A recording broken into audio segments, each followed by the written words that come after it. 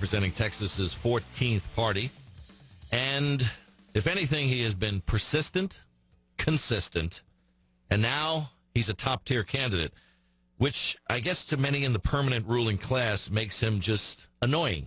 He just won't go away. Congressman Paul, good to speak with you again. Thank you, Jerry. Good to be with you. I have watched with some great joy at others' consternation that you continue to gain traction, moving into the top tier, continuing to raise a lot of money. And a lot of people are saying, okay, that would never happen. But now that has happened, now you've reached this political glass ceiling, 19%, never to go any further. You've absolutely peaked. And I would have to say that they're probably going to have to eat those words, too.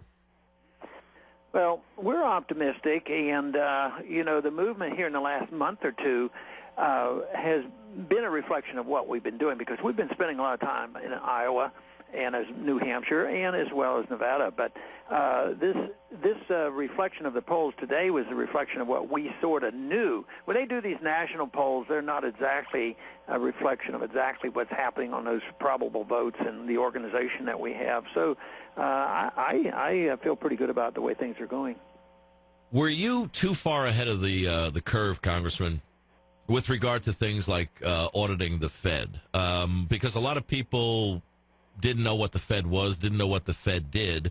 And when you were talking about things like auditing the Fed, people were like, what the heck is he talking about? But now that others are talking about it and equally concerned as you are about our monetary policy, our debts and our deficits, and what we're going to try and do to avoid generational bankruptcy, is the rest of not just the candidates, but the constituency and the voters as a whole catching up with where you were many, many, many years ago.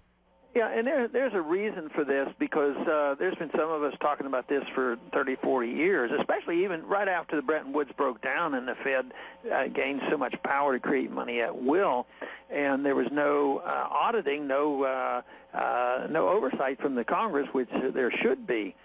But as long as things seem to be rocking along okay, and the credit was good in the country, and the recessions weren't severe, they just as soon forget about it. But now they've been forced to think about it, and that's why the whole world has changed since 2008. Matter of fact, there was a major transition from 7 to 8, because we did get a lot of attention in 07 about the Federal Reserve and talked about the impending problems. And then in 08, when it became very evident, then a lot of people started saying, we better look at this. And now I think it's up to about 65% or more of American people say that we should know more about the Fed.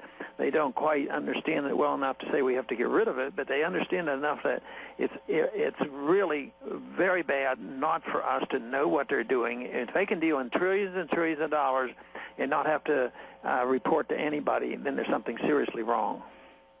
I look at leverage ratios as an indication of where we're going forward. The consumer's leverage ratio, the debt to equity, debt to income, we're still probably 5 to 7 years away from consumers unwinding their debt to help to spur on job creation through the consumption of goods and services.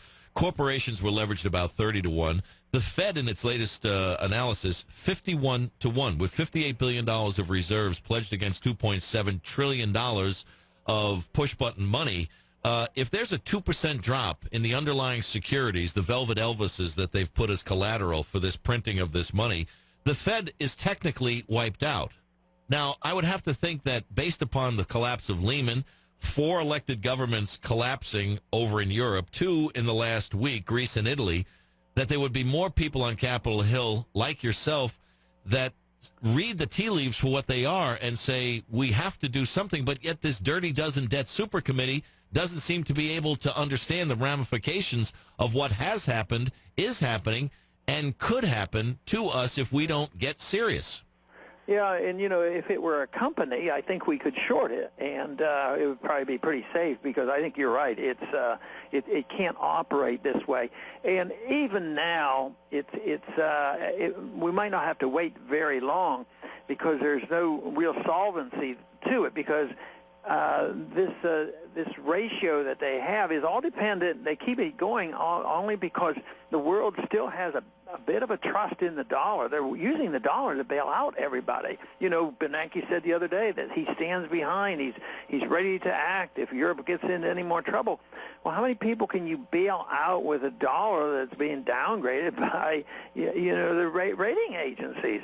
So it's there's a trust in the dollar that's undeserved. And one of these days, the world is going to wake up and say that everybody's going to get out of the currencies. Right now, they're still willing to put a little bit of confidence in the dollar, but it cannot last. It's just impossible.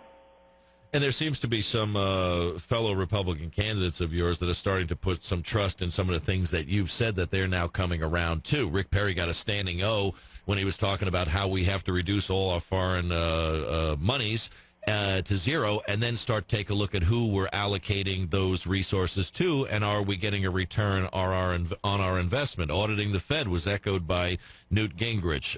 Foreign policy issues being seconded by Mitt Romney, Rick Perry, and others. And it seems like a lot of the other Republicans up there are coming around to a lot of the positions that you've consistently had over time. Is this just a forced epiphany on their part because they're coming face to face with this economic reality? No, I think what they were doing was purely a political statement because they know it's popular, and they talked about zeroing out and then working back on the foreign aid. Well, foreign aid is very bad. I don't vote for any of it. I don't believe any of it. But it's rather minor compared to the overseas expenditure involved in our empire that we operate, being in 130 countries and 900 bases and being in these wars. That's where the big money is. They're not talking about that. They're talking on the same evening where they said let's cut out foreign aid. They're talking about expanding our militarism around the world, you know, and talking about taking on Iran. Just this week, nobody hardly said a word. Obama says, we got to put troops in Australia. I mean, what do we need troops in Australia for? I mean, we can't even afford to feed our people back home and provide jobs. And over there, we're shipping more troops to Australia and looking for provoking something with China. That makes no sense. They're not talking about. They're talking about the old-fashioned foreign aid, and they didn't say stop it. What they said, we'll reassess it all, and after we reassess it, we'll give them that portion that we think they deserve. With regard to us stationing military, Marines, and Navy down in Australia, in Darwin, which is the Pearl Harbor of Australia, because more bombs landed on Darwin than Pearl Harbor in World War II. But I went through a speech that Hillary Clinton gave as a precursor to Obama's visit. And she gave this speech, and I went through the speech, and I was highlighting all the instances where they were talking about promoting balance and economic growth, where we have to look at increased investment, diplomatic, economic, strategic. We have to look at economic architecture, economic issues that will be front and center in our relationships in the region. It seems to me, Congressman, that we're now sending the military down to guard the mall, so to speak, which would be to guard the economic interest of the United States, of businesses in that region, and to a certain degree, rightly so, but it seems we're, again, making military commitments based upon economic interest, not strategic military decisions. No, I think you've said it well. And a lot of times, any place where our investments go, you know, the military follows, and it's sort of like their private police force. But economically speaking, we encourage this. You know, we complain so much about our jobs going overseas, but we have this agency called the Overseas Private Investment Corporation, which means if you or I had a business and we went over, let's say we did go to a country, let's say Australia, and we start a business over there, if for political reasons or military reasons we get into trouble, the taxpayers insure it. So we literally subsidize the sending out of businesses to these other countries. And if it were the market, you know, we wouldn't want to go into a country where we may get into a political trouble. But if we go into a country and we get into political trouble and one of our businesses gets into trouble, they actually have insurance backed up by the American taxpayer. But there is a relationship to our business people and our military around the world, and it incorporates a lot of activity by our CIA agents as well. One of the, Congressman Ron Paul is our guest. RonPaul2012.com is his website. With regard to what our military strategies, policies would be going forward in light of the proposed cuts that are going to come out with the sequesters from the super committee. I think a lot of people have the misconception that you're soft on the military when in actuality you have more contributions from military personnel than all the other candidates, including the president combined, if I have that correct. But yours is more of a strategic use of the military rather than a boots-on-the-ground global deployment. Do I have that correct? Yeah, and what I want is to restrict our military to the defense of our country, not to be the policeman of the world. Matter of fact, George Bush had a pretty good foreign policy in his campaign in the year 2000. He said we shouldn't have an arrogant foreign policy or they'll resent us. We should have a humble foreign policy. We shouldn't be the policeman of the world, and we shouldn't be in nation building. That's pretty good stuff. But look at what's happened, and even Obama in the campaign pretended that he would be more likely the peace candidate. But when they get in, they just they don't follow up on that. And here Obama is going into Libya without even consultation with the Congress, and it's just so out of control. And that's not what the military was meant to be. Besides, it contributes to this bankruptcy of our country.